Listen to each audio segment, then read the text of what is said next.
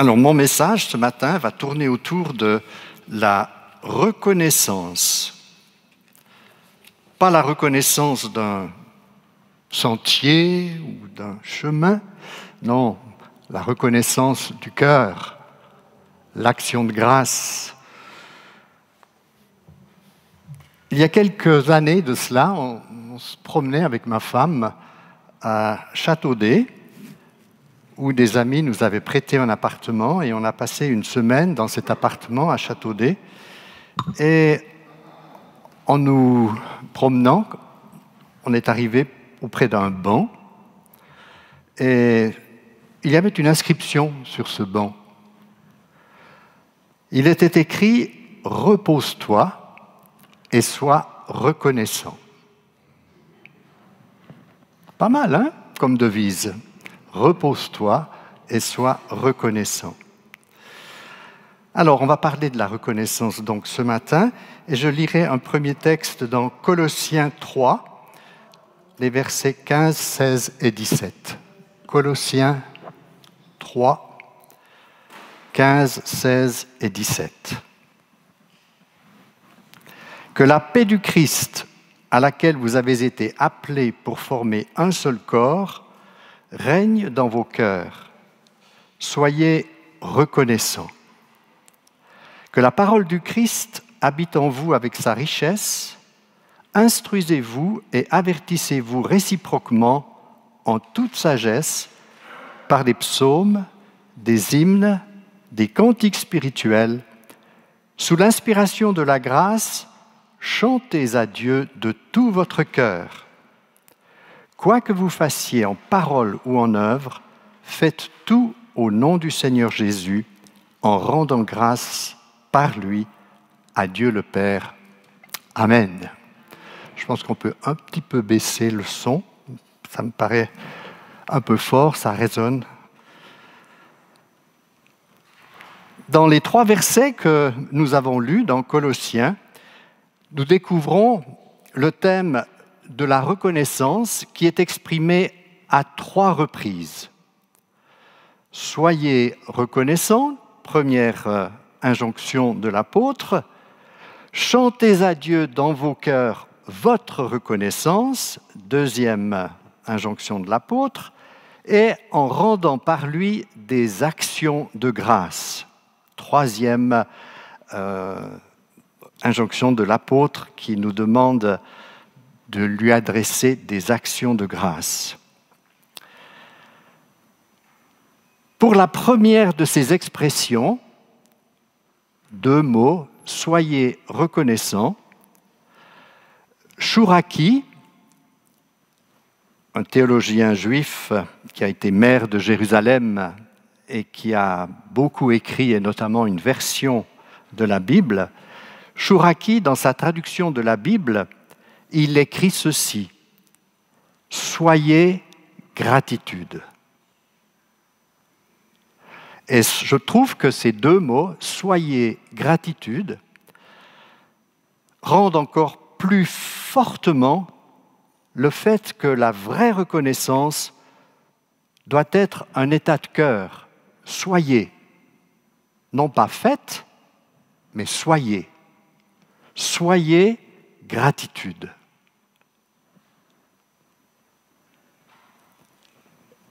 Donc, la vraie reconnaissance est un état de cœur, un état d'esprit, plus qu'une action ponctuelle.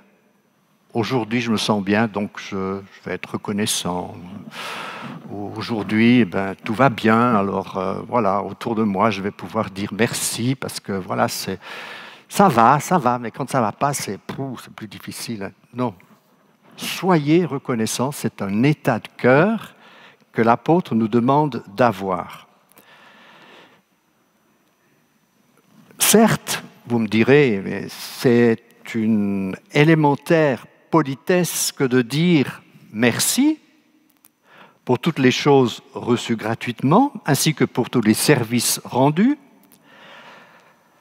D'ailleurs, savoir dire merci, nous l'enseignons à tous nos enfants dès leur plus jeune âge, en espérant qu'ils réaliseront assez tôt que tout ne leur est pas dû automatiquement et que de manifester de la reconnaissance fait simplement partie du savoir-vivre.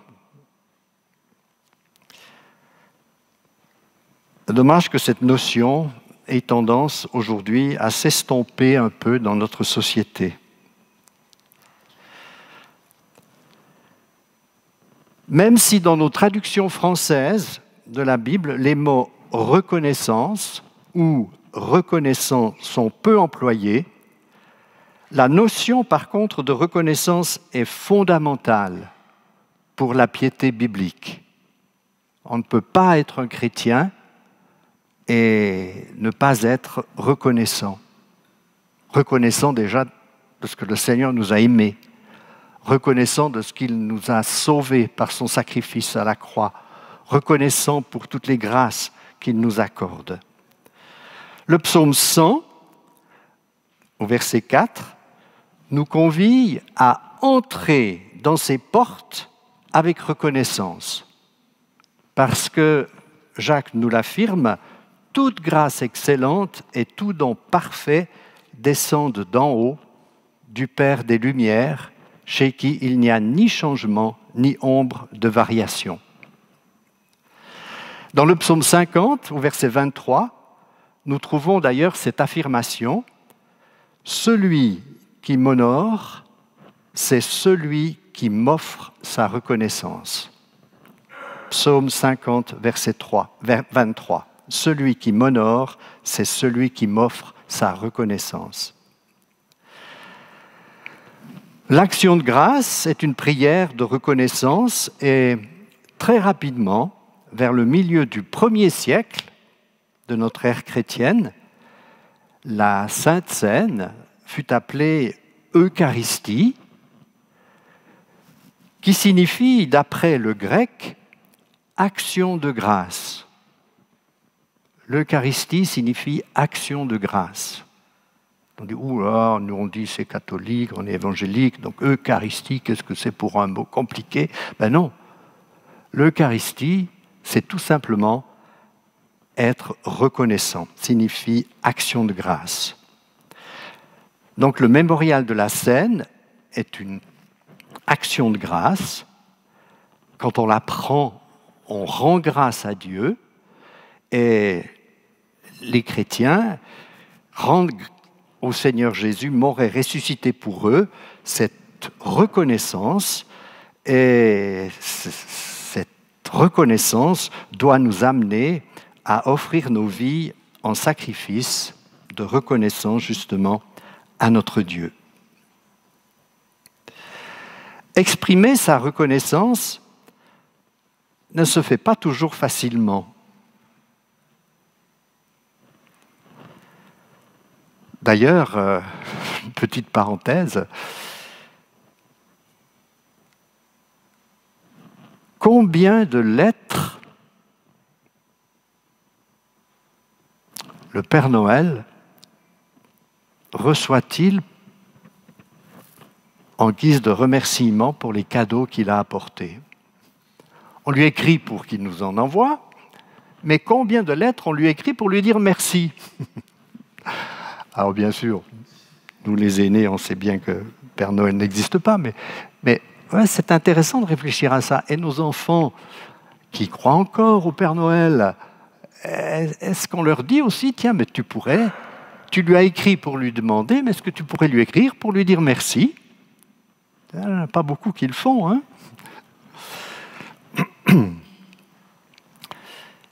D'ailleurs, à ce sujet-là, d'exprimer notre reconnaissance, l'histoire des 10 lépreux qui ont été guéris par Jésus et dont un seul est venu le remercier pour la guérison, c'est un exemple frappant du manque de reconnaissance qui caractérise parfois les hommes.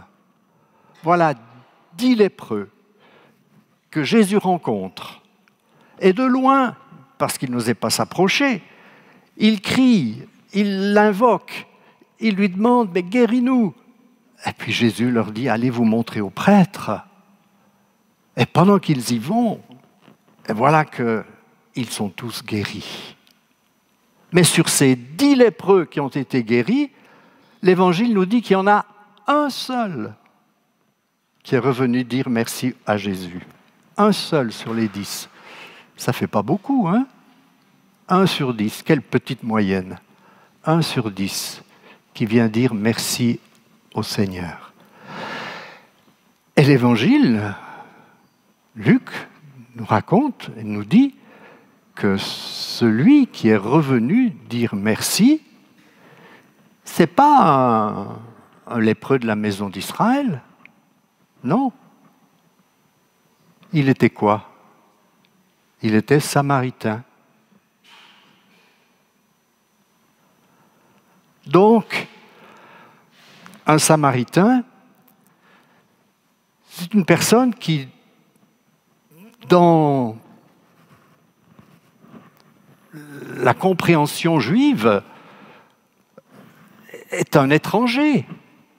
Il est hors d'Israël. Il n'a pas droit aux promesses, il n'a pas droit aux bénédictions, parce qu'il ne fait pas partie du peuple d'Israël. Et voilà que Jésus le guérit, tout comme les autres, mais il ne s'est trouvé que lui, cet étranger, pour venir dire merci au Seigneur.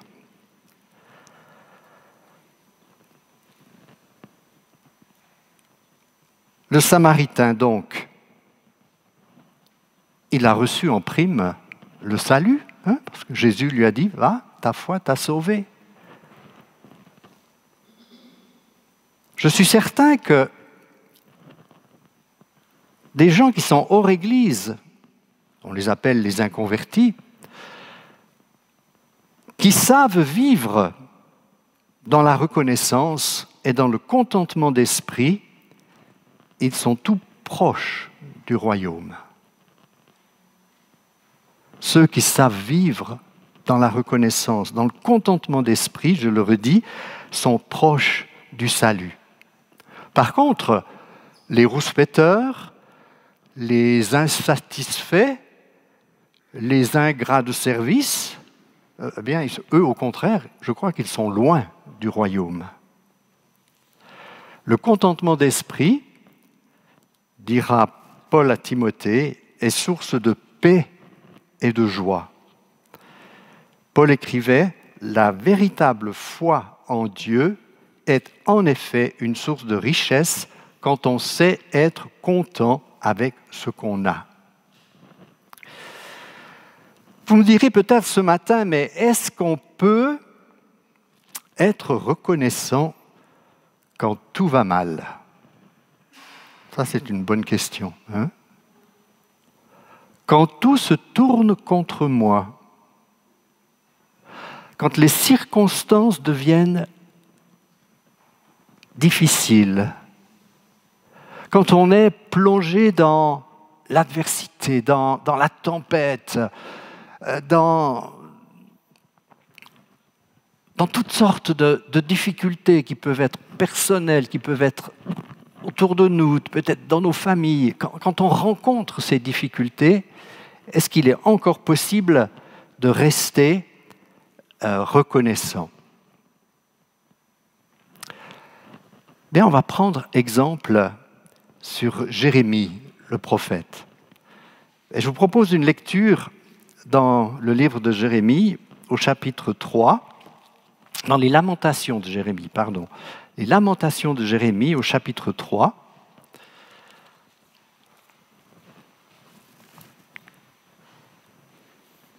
On va lire peut-être un texte un peu long, mais je pense que c'est bien de se mettre dans le contexte et de comprendre tout ce qui se dit, tout ce que Jérémie dit en partageant sa souffrance et les consolations qu'il reçoit du Seigneur.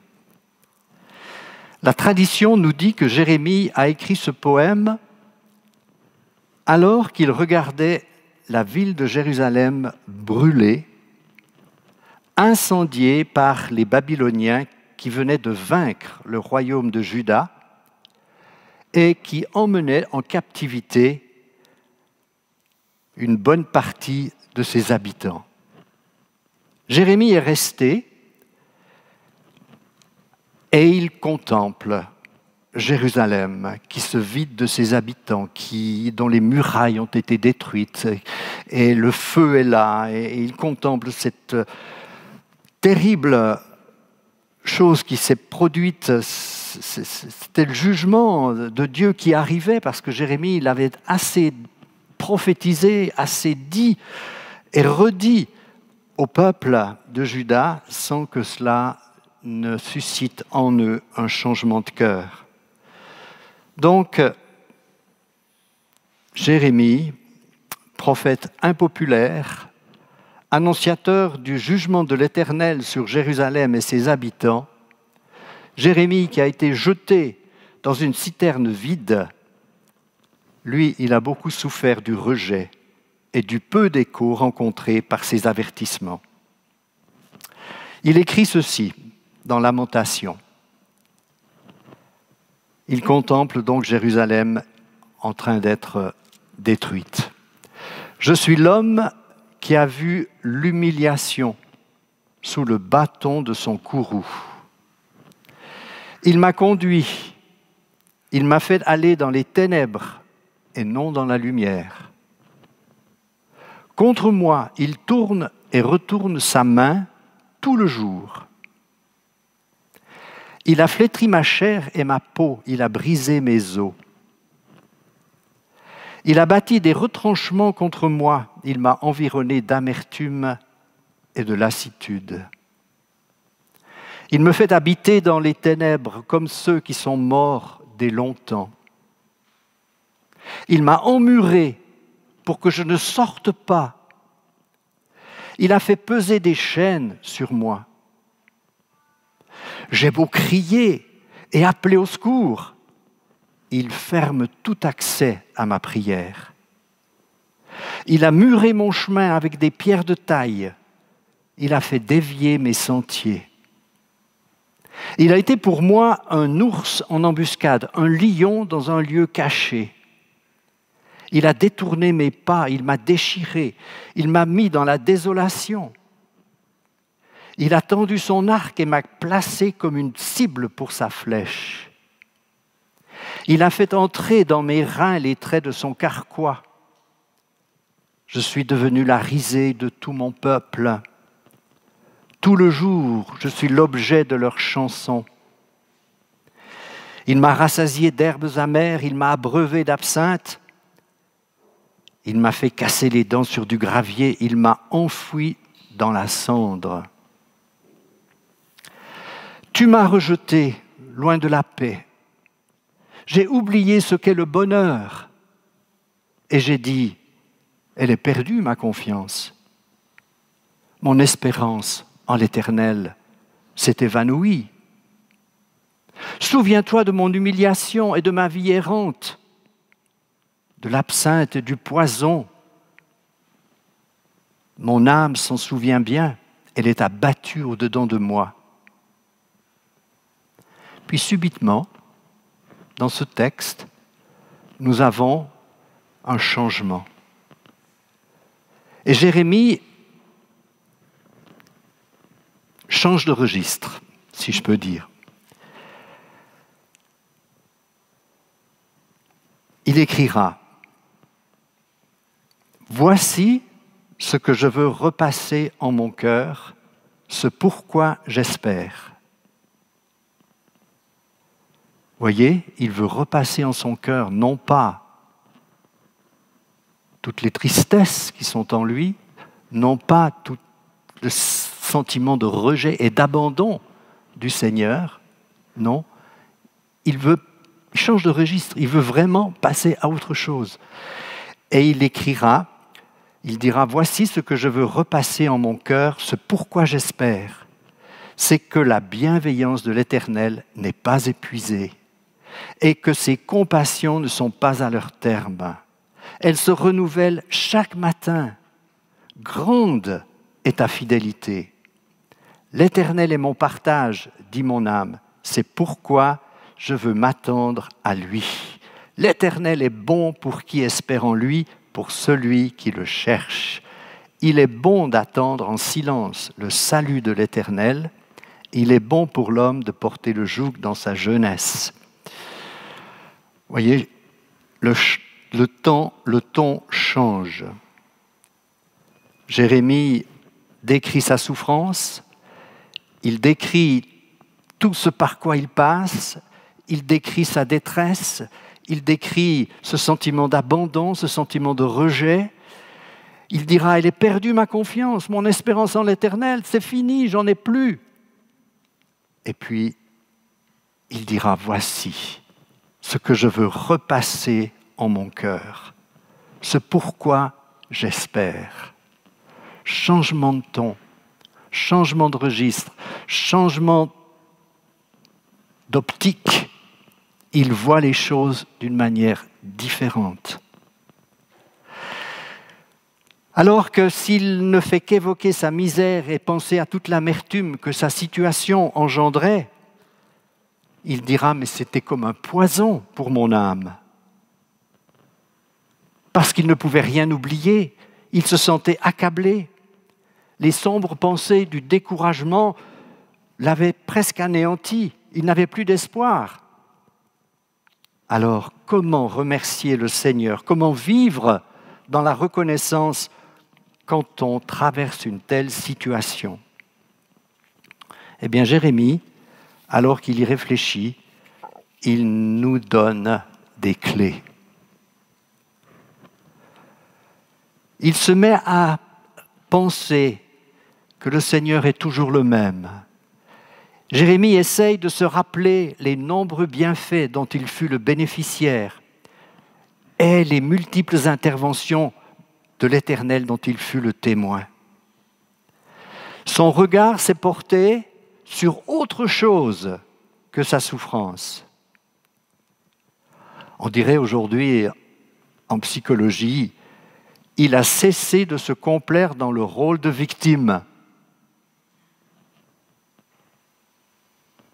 tel qu'il le décrit au début du chapitre que nous avons lu. Il releva la tête. Il fixa ses regards sur les bontés du Seigneur et alors tout changea. Le discours devint différent. Il n'y avait plus de révolte, plus de plainte, mais une acceptation de la situation, un lâcher-prise, pour employer une expression moderne. Et il a retrouvé une confiance. L'Éternel est bon pour moi. L'Éternel est bon pour celui qui se confie en lui. Voilà ce qu'il dira. Et il va retrouver le courage, il va retrouver la foi, il va retrouver de nouveau cette confiance qu'il avait dans le Seigneur.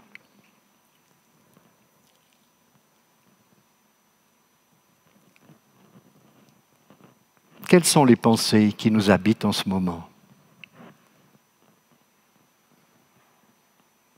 Peut-être que tu as des pensées d'échec, peut-être d'abandon, de frustration, peut-être d'irritation ou même de colère, je ne sais pas. Mais réfléchis, est-ce que ces pensées négatives ne sont pas un poison pour ton âme, tout comme elles l'étaient pour Jérémie? Est-ce qu'il ne vaut pas mieux repasser dans notre cœur les bontés du Seigneur?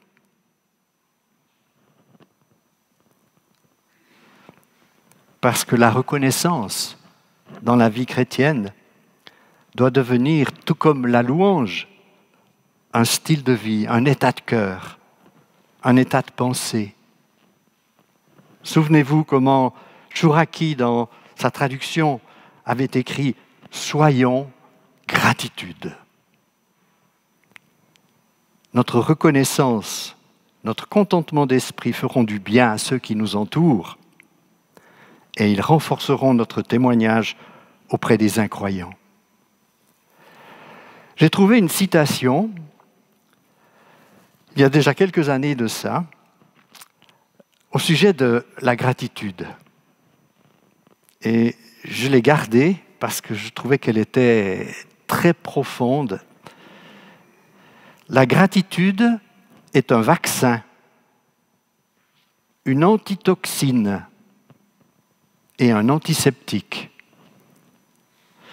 C'est la meilleure étude et le diagnostic le plus exact. La gratitude est un vaccin contre l'invasion de la mauvaise humeur et du mécontentement. Vous vous en souviendrez, hein? Quand vous êtes mécontent, ah non, la gratitude c'est tout autre chose. Donc je dois rester dans un esprit de gratitude. Hein? De même que les antitoxines préviennent les effets désastreux de certains poisons et de certaines maladies, de même l'action de grâce détruit le poison des mécontents et des grincheux. Et quand une difficulté survient, un esprit d'action de grâce devient un antiseptique adoucissant. Ça vaut la peine, hein, de vivre dans la reconnaissance qui détruit le poison du mécontentement et des grincheux. Hein. Sachons vivre dans cet esprit de reconnaissance. Comme je l'ai dit, notre reconnaissance et notre contentement d'esprit feront du bien à ceux qui nous entourent et puis surtout seront un témoignage puissant pour les autres. Comment vous faites pour rester dans la reconnaissance envers Dieu quand vous traversez une douloureuse épreuve? Ça questionne. Ça questionne les incroyants. Comment faites-vous pour rester dans la reconnaissance quand les circonstances sont adverses, sont difficiles? C'est le Seigneur qui nous permet de rester dans la reconnaissance. L'Écriture nous invite d'ailleurs, en toutes circonstances, écrira Paul aux Thessaloniciens, rendez grâce, car telle est à votre égard la volonté de Dieu en Jésus-Christ. Amen. Eh bien, mettons en pratique ce matin et ayons cet esprit de reconnaissance, d'action de grâce envers le Seigneur. Et que dans cette Eucharistie qui est action de grâce, nous puissions vraiment remercier le Seigneur pour ce qu'il a accompli pour nous, pour son sacrifice à la croix. Amen.